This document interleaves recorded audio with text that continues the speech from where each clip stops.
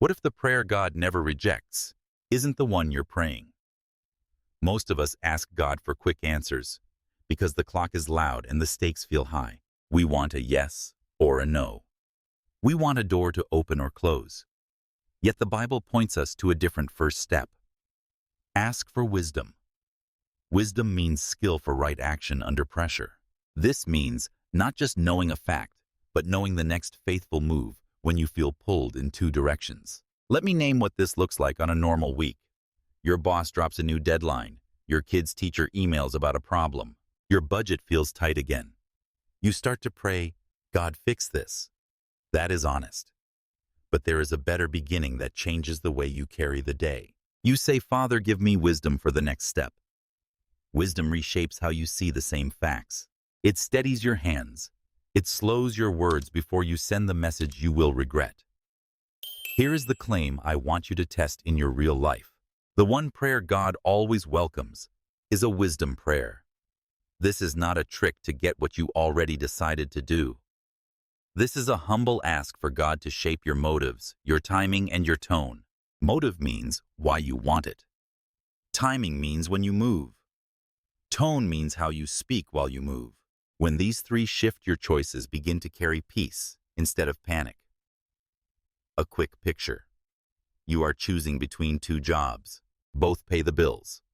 One flatters your ego more. One serves your family rhythm better. A wisdom prayer does not force a mystical sign. It asks God to surface what is true, to expose pride, a swollen view of self, and to highlight the option that leads to long-term faithfulness. After that prayer, you make one small move that matches that aim. You book a follow-up call with clear questions about schedule and team culture. You invite a trusted friend to poke holes in your reasoning. You slow down just enough to choose well. Why start here? Because asking for wisdom honors God as the source and keeps you from rushing into damage control. It turns a frantic day into a guided day. It does not remove every unknown. It gives you a way to walk the unknowns with a steady heart. Small takeaway. This week, change your first sentence. Instead of God, fix this, begin with Father, give me wisdom for my next step. Then pause long enough to notice what changes. Next, we will hear God's open invitation that makes this prayer bold and safe to pray again and again. Reflection. If God said yes to one wisdom request today, which decision would you bring to Him first? God does not make you beg for wisdom. He invites you to ask. James wrote to people under pressure, scattered by hardship, trying to hold jobs and faith at once. Into that strain, he says, God gives wisdom generously and without finding fault. Jazz 1:5, short quote. Without finding fault means God won't scold you for needing help again. This matters because many of us hesitate. We think, I should know this by now. We worry we used up our chances. God says, ask. Picture your Monday. You open your inbox and see a tense message from a client. You feel your chest tighten. Old patterns say, fire back or avoid. A wisdom prayer interrupts that loop. Father, I need skill for this next reply. You do not need fancy words. You need a clear request. You are not earning a right to ask. You already have it because He offered it. Let's make this concrete. A young manager told me she prayed for wisdom 3 times in one morning. First, when a meeting moved without notice. Second, when a teammate made a sideways comment. Third, when she faced a budget call with incomplete data. She said the verse gave her permission to keep asking because the problems kept coming. The result was not a thunderbolt. It was steadier steps, a calm reschedule, a direct but kind follow-up, and a small pilot spend instead of an all-in risk. Here is the turn. If you believe God welcomes your request, then you bring the real problem, not the polished version. You say what you fear. You name the deadline. You admit your mixed motives. You put it all on the table because He already sees it. Wisdom grows in honest light. A brief note on timing. Timing means when you move. Sometimes the answer is fast. Send the kind reply now. Sometimes the answer is slow. Wait one night before deciding. Either way, asking first keeps you from reacting on autopilot. Asking honors God as the source and resets your posture, your inner stance. You are not alone trying to be clever. You are a child asking a father who likes to give good help. Small takeaway. Treat wisdom prayers like breathing. Short, frequent, and honest. Father, give me wisdom for this exact step. Next, we'll clarify what wisdom actually is and isn't, so you know what to look for when you ask. Reflection. What situation have you avoided bringing to God because you feared He'd be disappointed, you needed help again? When you ask for wisdom, what exactly are you asking for? Wisdom is skill for right action under pressure. This means knowing how to move when you do not have perfect data, loud emotions, or lots of time. Knowledge answers. What is true? Wisdom answers. So what do I do now? Both matter. But when life is moving fast, wisdom carries you across the street without getting hit. Let me show the difference. Knowledge, your child's teacher says. He struggles to focus after lunch. Wisdom, you ask for a short daily check-in. Move the hardest subject earlier, and add a 5-minute walk before homework. Knowledge, your doctor explains 2 treatment paths with risks and benefits. Wisdom, you ask a clarifying question. Call a trusted friend to pray sleep one night, and choose the path that you can follow with peace and steady support. Knowledge fills the mind. Wisdom trains your next step. Here is a simple grid you can use. Ask 4 things. Motive, people, timing, cost. Motive asks, why do I want this? People asks, who will be helped or harmed? Timing asks, is this a now move or a next week move? Cost asks, what will this choice require to maintain? When you answer these, the fog thins. You stop chasing the option that flatters your ego, and you start choosing the one that grows long-term faithfulness, a steady pattern of right action. Quick context note. In biblical Israel, wisdom was not trivia. It was skilled living under God. Craftsmen, judges, parents, and kings needed it. The Psalms connect wisdom to time and limits. Teach us to number our days, that we may get a heart of wisdom. Ps 90:12 short. This means you remember life is short, so you choose what lasts. But there is a trap. We gather more articles, more podcasts, and more opinions to feel safe. Therefore, we delay until the window closes. You do not need 12 sources to send one honest email. You need one clear step shaped by wise motives and kind tone. Pride says, I will never look uncertain. Wisdom says, I will move with what I have and keep listening. A workplace picture. You lead a team through a change. Knowledge gives you the slide deck. Wisdom shapes the meeting. You open with the why. Take questions without defense, and name how success will be measured in plain terms. You invite one skeptic to pilot the new process for 2 weeks. You set a review date on the calendar. You chose action size to reality, not to fear. Small takeaway. When a decision hits, write 4 words on paper. Motive, people, timing, cost, and jot 1 sentence under each. Then choose the next faithful step that those 4 lines point to. Next, we'll face a tension that keeps many prayers stuck. The difference between honest uncertainty and a double mind. Reflection. In your biggest current choice, which of the 4 motive, people, timing, cost needs your attention first? James warns that the real block to wisdom is not questions, but a split heart. Doubt in this passage is not I have questions. Double-minded means 2 allegiances. I want God's way and my way, depending on cost. This means I ask for wisdom while clutching a backup plan that ignores it if it feels hard. The letter was written to believers scattered by pressure. Life was unstable. James called them to a steady aim before a steady answer. Here is the key move. Decide your aim before you ask. Aim means what you promise to do with whatever God shows next. If your silent deal is, "I'll obey if it matches my preference," your soul is already split. That split makes you restless. You sway with each new opinion. James says ask in faith, with no doubting. Jazz 1:6 short. Ask in faith means ask with a single aim to follow the clearest next step God gives. Let's make this Monday level.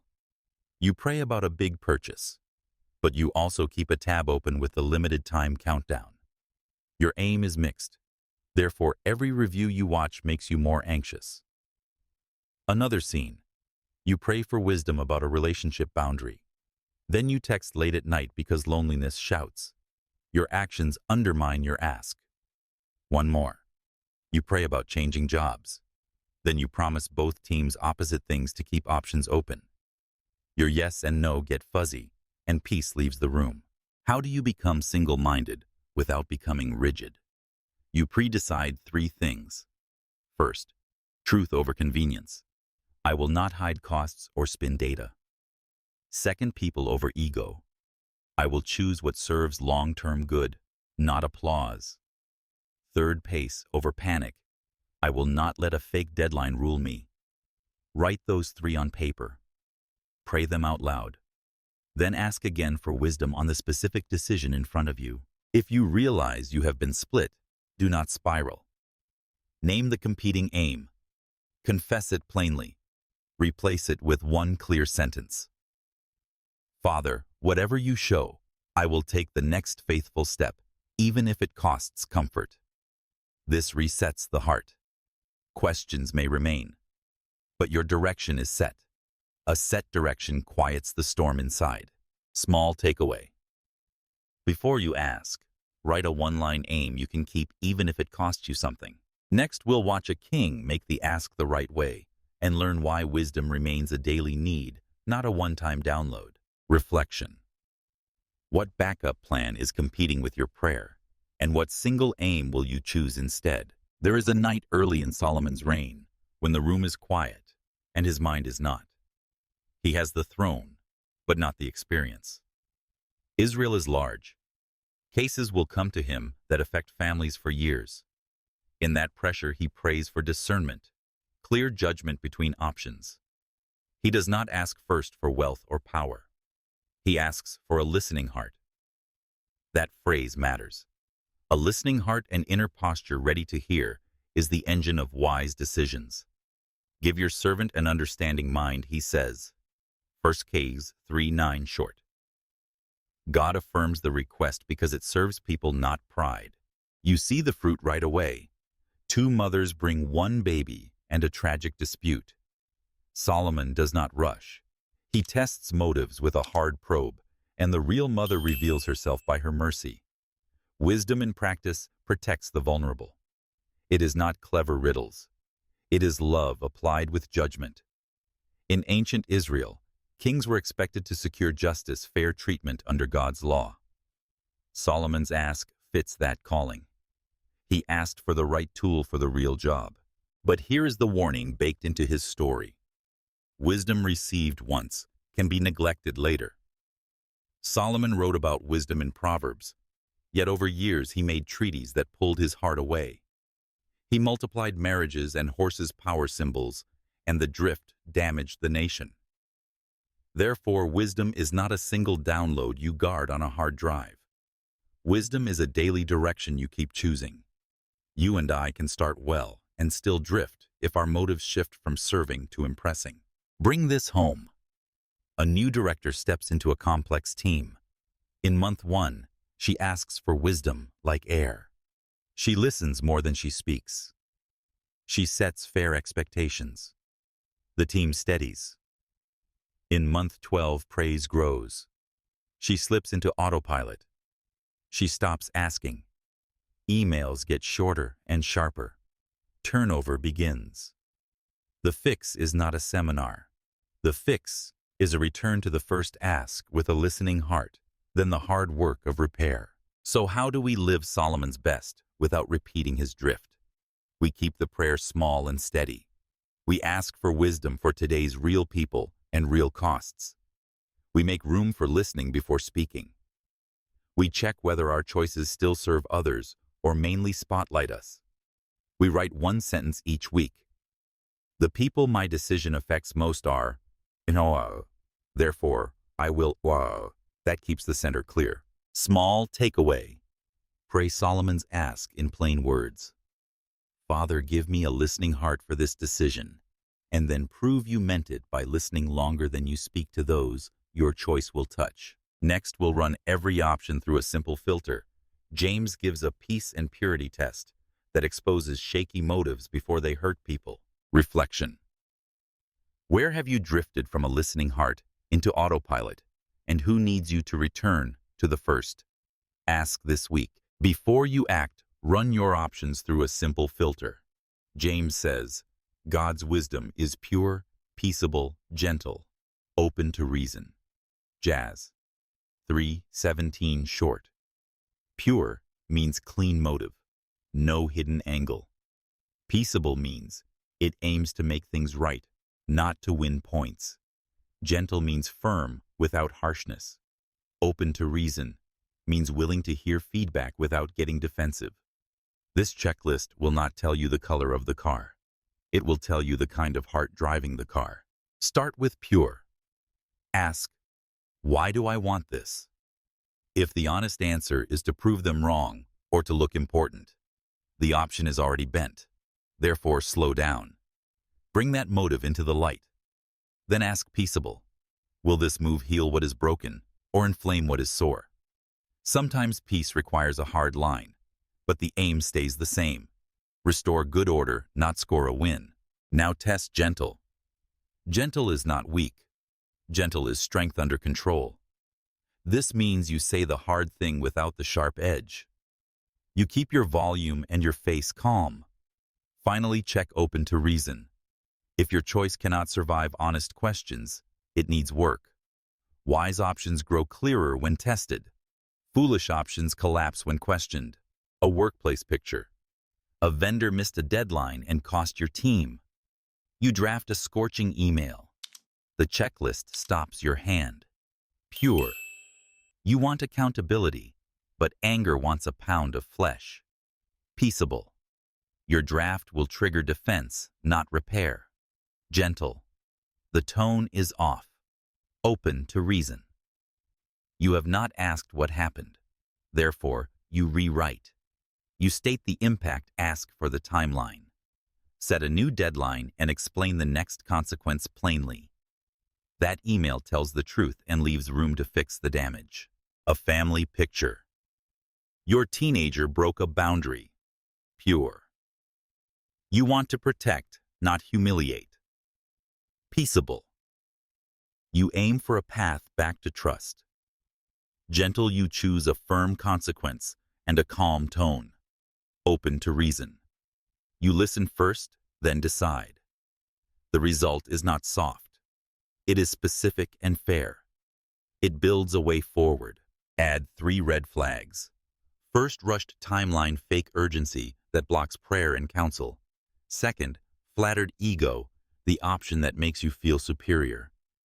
Third, hidden cost, the part you avoid naming.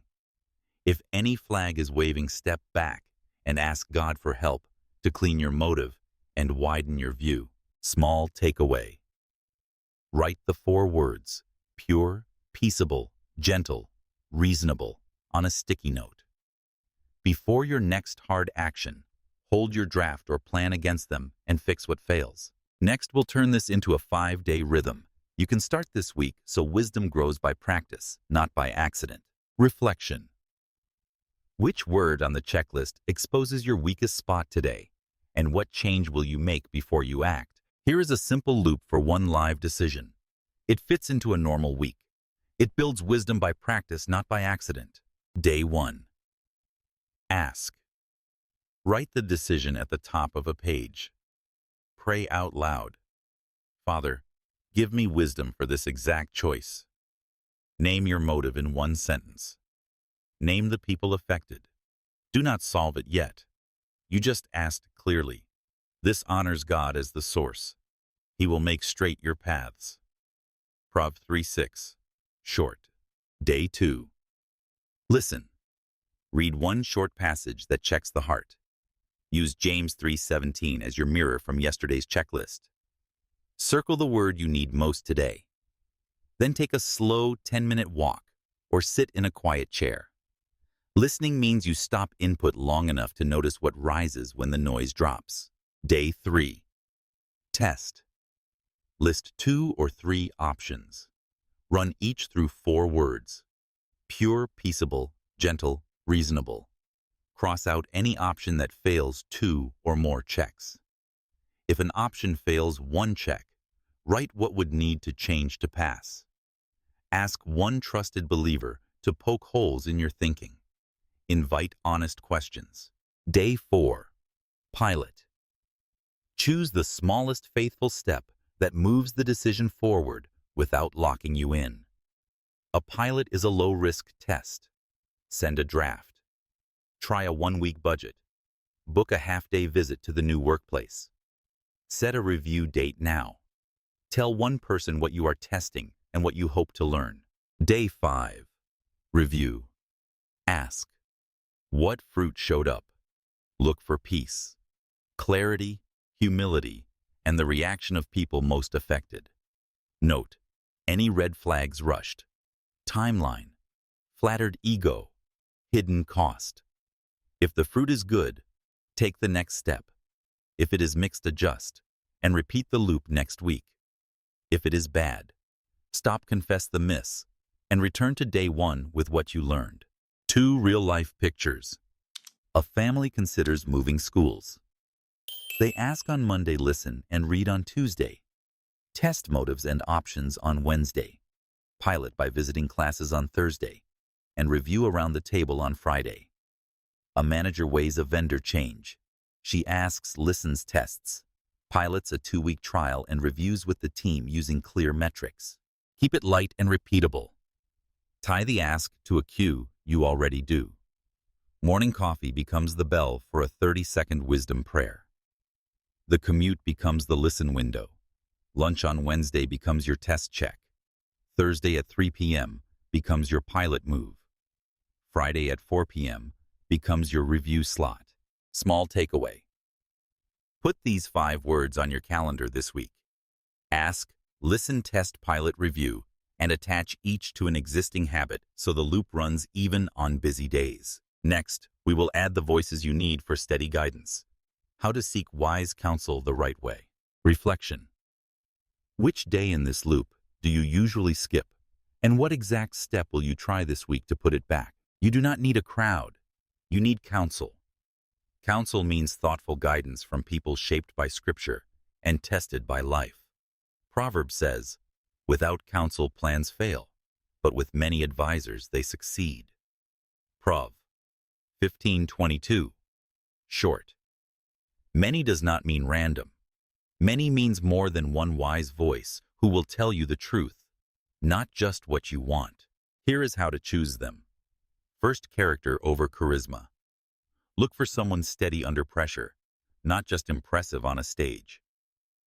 Second, Bible over opinion. They connect advice to God's ways, not just to trends. Third, proximity over platform. They know something about your real life, your family work limits, so their words land where you live. If you can pick one older believer who has suffered and stayed faithful, and one peer who is honest and kind. Now, how to ask for counsel. Be specific. Say what decision you're facing, what motives you notice, what options you're weighing, and what cost each carries. Then invite pushback. Please poke holes in this. Wise counsel sounds humble, clear, and concrete. You will hear questions like, what's the long-term effect on your family rhythm? Or how will you measure fruit in 3 months?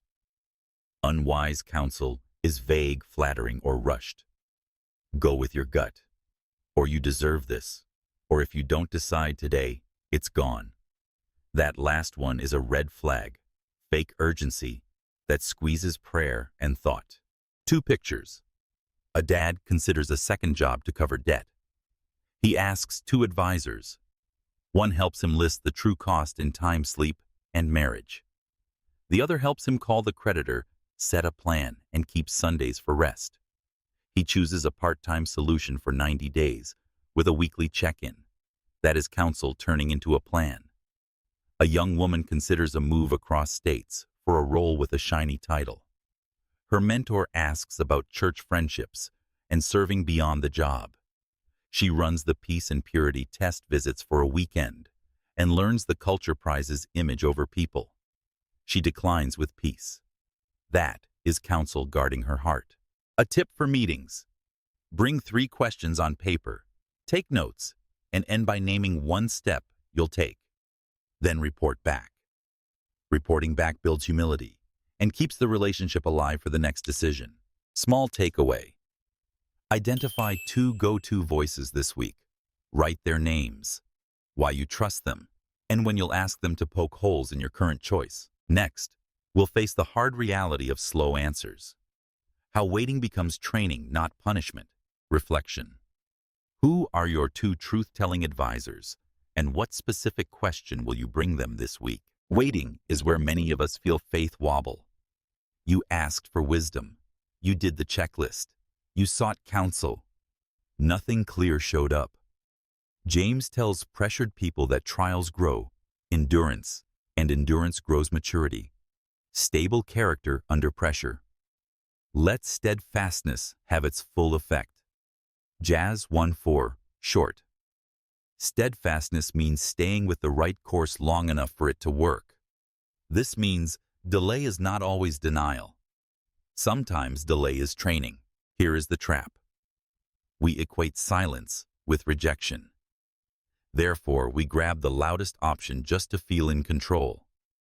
But wisdom often forms in the space where you keep doing the next faithful step without a grand reveal. Keep the 5-day loop. Keep the peace and purity test. Keep asking.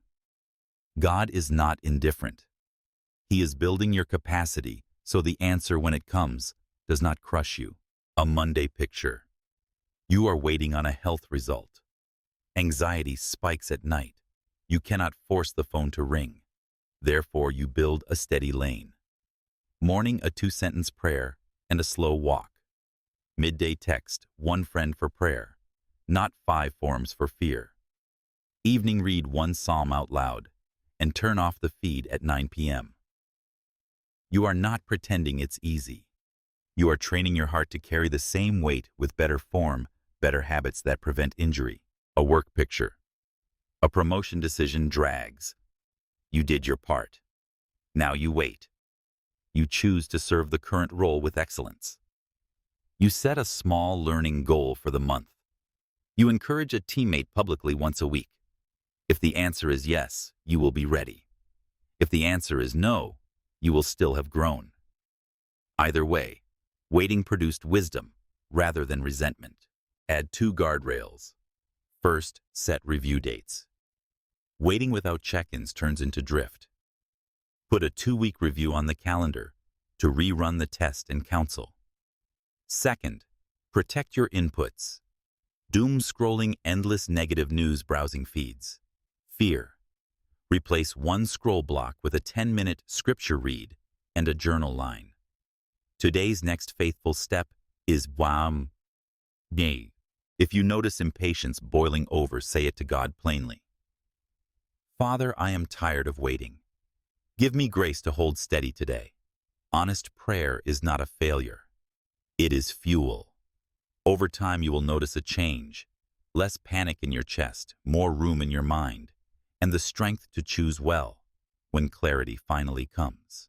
Small takeaway. Put 2 review dates on your calendar. Now, 1 in 7 days, 1 in 14, to check your decision with scripture and counsel, then keep serving where you are. Next, we'll talk about what to do if you made a poor call, how to course correct without shame and restart the wisdom loop. Reflection. Where is waiting pushing you toward a rushed decision, and what 2 steady practices will you hold this week instead? Sometimes you only see the mistake after you make it. You pressed send too fast. You spent what you should have saved. You said yes when no was wiser. Wisdom does not end here. Wisdom begins again here. The Bible gives a clear path. Confess, ask, repair, restart. Confess means say the wrong plainly without excuse. If we confess our sins, He is faithful and just to forgive. 1 John 1:9 short. This means failure is not your new name. Forgiven is. Start with confession to God. Use simple words. Father, I chose fast and proud. I need mercy and wisdom. Then confess to the person affected, short and specific. I was sharp in that meeting. I'm sorry. I will repair it. Do not add a long defense. Ownership builds trust faster than polish. Next, ask for fresh wisdom on the same decision. You are not back at zero. You bring lessons. Write 2 lines. What did I ignore? What will I do differently next time? Then rerun the peace and purity test. Pride often hides in the edges. Name it. Replace it with a new step that serves the people your choice touched. Now repair what you can. If your choice cost someone time, offer time. If it cost trust, offer truth and follow through. If it cost money, make a plan to repay. Repair is not grand. Repair is small and steady. It shows up on time. It answers honestly. It keeps the promise made. Over weeks, trust grows back like bone. 2 pictures. A team lead promised a deadline the group could not hit. He owned it on Monday.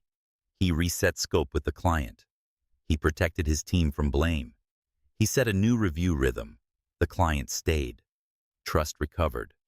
A mom lost her temper. She apologized to her son that evening. She named the exact words and tone that were wrong. She wrote them down on a card and taped it inside a cabinet as a reminder. She asked God for a new pattern at the next stress spike. The house felt different by Friday. Finally, restart the loop. Day 1. Ask. Day 2. Listen. Day 3. Test. Day 4. Pilot. Day 5. Review. You are not stuck. You are learning. Every round grows your capacity to choose well under pressure. Shame says hide. Grace says face it and take the next faithful step. Grace is not soft. Grace is specific. It meets you where you failed and gives a path forward. Small takeaway. Write 1 repair step you will take in the next 24 hours. 1 call, 1 apology, 1 plan, and put it on your calendar. Next, we will land the plane with a quick recap and a simple action you can take today to walk in wisdom with a steady heart. Reflection. What is 1 relationship cost or promise you can begin to repair today? And what exact step will you take first? Here is where we've come.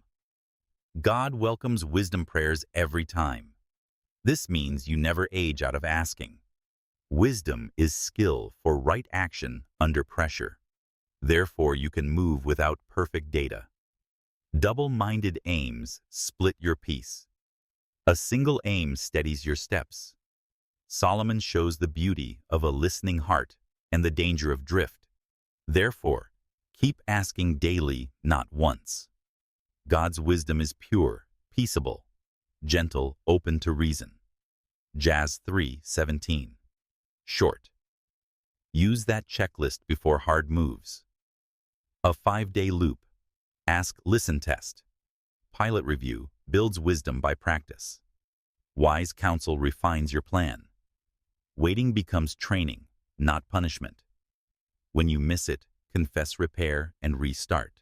Here is your action for today. Pick 1 live decision. Pray 1 sentence. Father, give me wisdom for this exact step. Write 4 words, motive, people, timing, cost, and jot 1 line under each. Run the peace and purity test on your best option. Take 1 pilot step by 5 p.m. Put a 7-day review on your calendar.